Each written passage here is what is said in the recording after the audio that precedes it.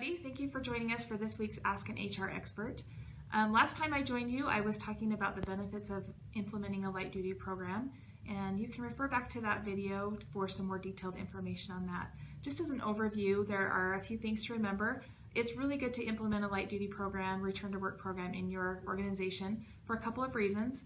Most importantly, I think it's because it's really good for the morale of the employee to get them back in the workforce and working and contributing to the workforce. And secondly, it's also really beneficial to the employer to have that reduction of those costs that might be paid by the workers' compensation carrier for those lost wages. So we had a couple questions after that interview last time. So I wanted to spend today just talking about some creative ideas that you can use for light duty. One thing that I think is really important is to involve the employee in that process. A lot of the times employees have really great ideas on what they can do to be beneficial in the workplace. So ask them. If you don't have any ideas off the top of your head, ask them what types of things that they think they might be able to do within the restrictions that they've been given. Some statistics show that if we get the employees back to work quickly, if we leave them out for a long period of time, the chances of them ever returning are really slim. So if we can get them back in the workforce, that's really great. So ask that employee and kind of involve them in that process and let them know that you do want them back in the workforce and that you value them as a person. Some other things that you could have them do, I used to have a mentor many years ago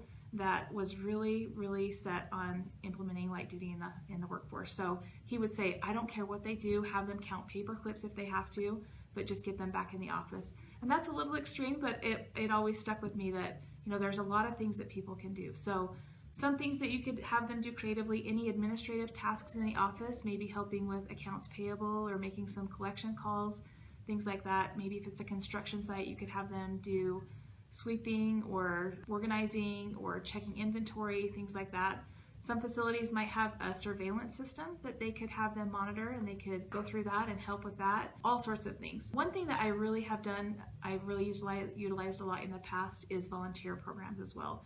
So a lot of the times organizations just don't have things that they can have employees do for light duty that might hurt them worse. So a good thing would be to partner with a volunteer organization. So you can volunteer at hospitals, you can volunteer at schools, you can volunteer with the Red Cross.